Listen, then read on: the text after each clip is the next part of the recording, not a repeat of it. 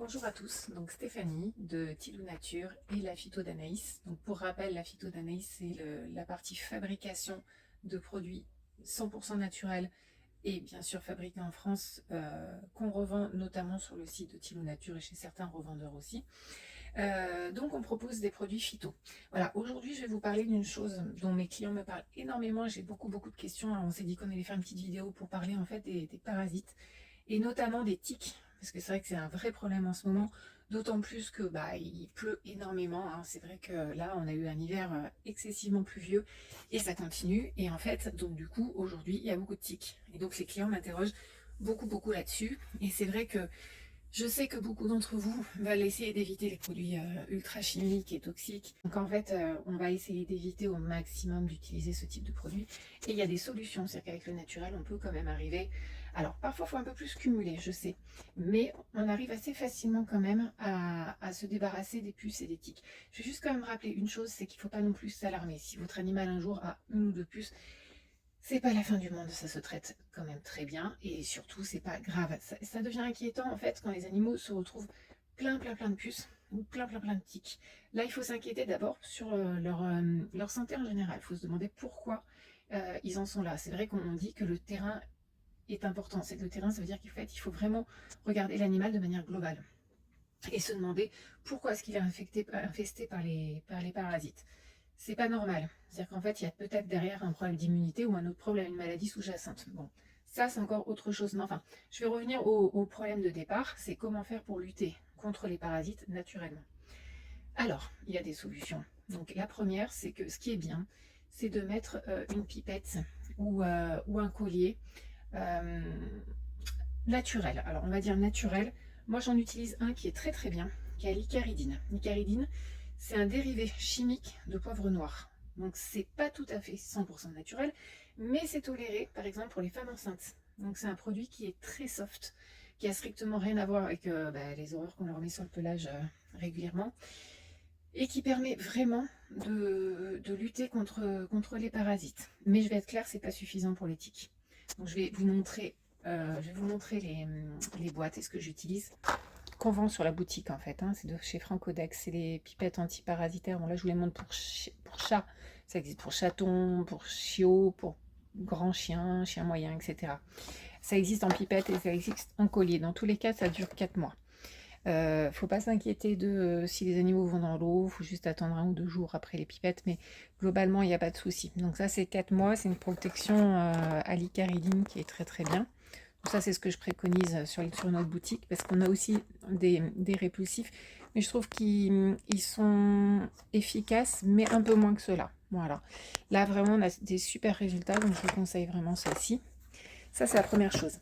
Après, c'est vrai que c'est pas suffisant en période, par exemple, d'infestation de tiques, comme en ce moment. Donc là, ce que je vous conseille vraiment, c'est celui-ci. C'est un répulsif à mettre avant les balades ou avant les sorties dans le jardin de votre chien. Vous faites quelques pchites sur le pelage, ça fonctionne très bien. C'est un mélange d'hydrolat et d'huiles essentielles très puissantes. Et c'est vrai que on a des très bons résultats dessus. Voilà, donc ça, c'est à mettre en plus en ce moment, en spray. Pour les chats, il en existe un. Alors là, je vous montre dessus pour chien. Ça, c'est pour les puces. C'est un anti-puce pour chien. Pareil en spray. Ça existe pour les chats. Donc, c'est des huiles essentielles qui sont tolérées pour les chats. Donc, ne pas utiliser celui des chiens pour les chats. L'inverse est possible, mais en tout cas pas dans ce sens-là. Voilà. Le vinaigre des 4 voleurs. Donc là, sur des périodes classiques où il n'y a pas beaucoup de tiques, c'est très bien. Le vinaigre des 4 voleurs, c'est un macérat. Il n'y a pas d'huile essentielle, donc c'est très bien toléré par les chats. C'est un macérat d'une quinzaine de plantes et c'est très bien en fait en prévention.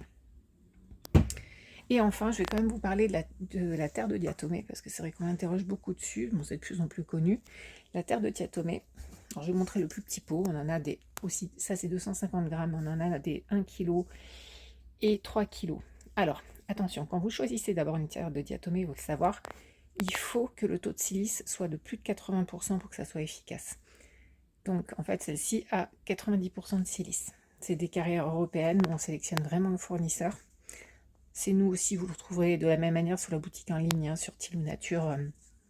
Vous trouvez tous ces produits-là. Donc la terre de diatomée, c'est en fait une poudre que vous pouvez mettre dans l'alimentation. Donc il y a un dosage qui est préconisé.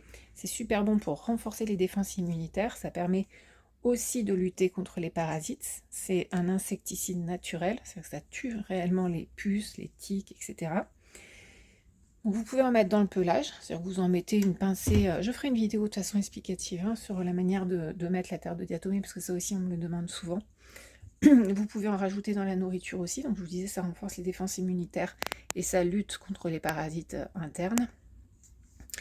Alors, c'est pas forcément, c'est pas un vermifuge, faut faire attention, hein. Ça aide vraiment à nettoyer, nettoyer en fait et à éliminer, surtout si vous le faites dans des périodes de pleine lune. Ça, c'est reconnu, c'est qu'il y a une migration en fait sur ces périodes-là des parasites, donc qui migrent en fait à l'intérieur de l'estomac. Donc c'est vrai que sur ces périodes-là, ça peut permettre de les éliminer.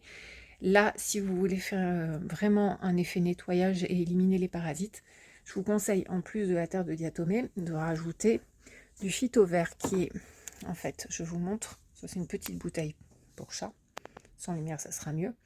Le phytovert expulse, ça c'est en fait un mélange de graines de courge. Alors je vais vous montrer. Le phytovert expulse, c'est celui-ci.